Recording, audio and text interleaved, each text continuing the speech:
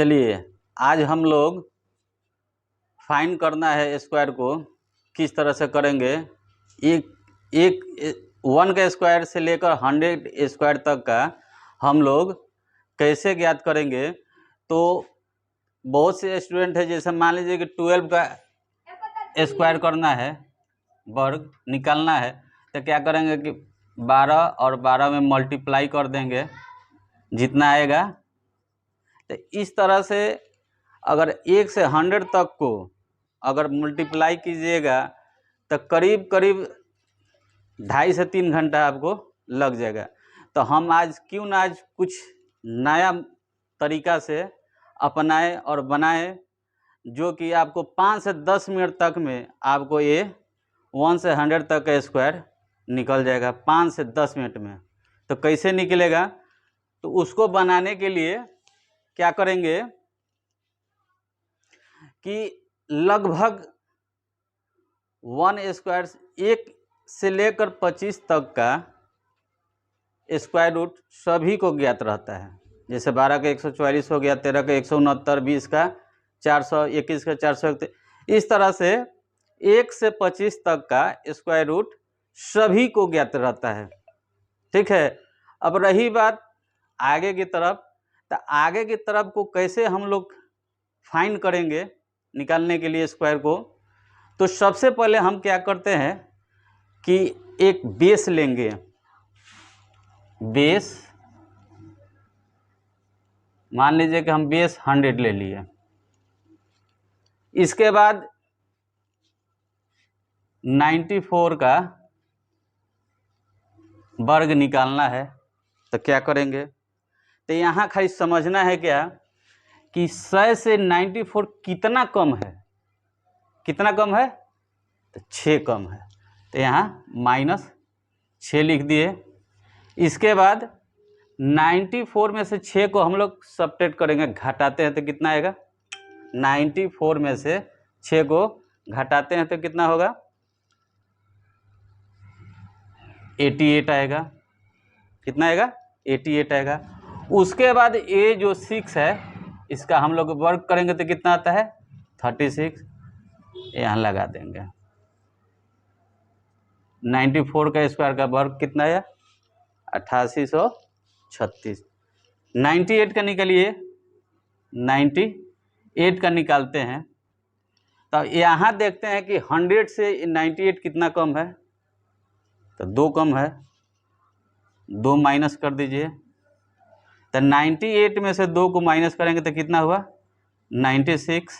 और ये 2 का वर्ग कितना होगा, 4। यानी कि 2 डिजिट में है, इसलिए 2 डिजिट लिए हैं, 0 और 4। इसका ये आंसर हो जाएगा। अगला क्वेश्चन मान लीजिए कि 88 को लेते हैं। तो इसको कैसे सॉल्व करेंगे, तो 100 से 88 कितना कम है, तो 12 कम है। तो यहाँ 12 घटा देंगे। घटाइए, 6 और ये 7 हुआ। अब यहाँ 12 का वर्ग कितना आता है, 144। तो इधर का जो 44 है यहाँ लिख देंगे, और एक जो है ना एक कैरी करेंगे इसमें, यानी कि 4 4 6 1 7 7।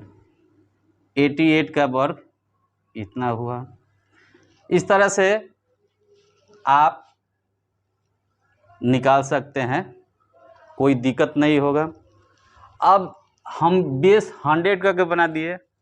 अब एक बेस लेते हैं 50 का।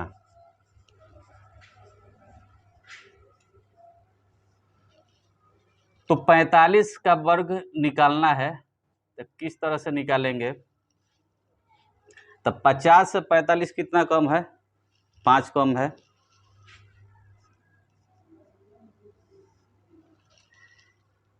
तो यहाँ हम लोग देखते हैं ये 5 है, तो 5 का वर्ग कितना होगा, 25। यहाँ लिख देंगे 25। इसके बाद में ये कितना घटा है, 5 को, तो 25 में से 5 को घटा देंगे, कितना होगा, 20। अब यहाँ से जिसका बेस 50 माने हैं उसको हम वर्ग यहाँ लिख देंगे और उसके बाद में जो घटाना है, अब 25 में से ही आपको घटाना है। जैसे ये आंसर हुआ। अब मान लीजिए कि 47 इसका निकालते हैं तो कितना कम है 50 से, तो 3 कम है, तो 3 का वर्ग कितना हो गया, 9 होगा। 9 लिख दिए।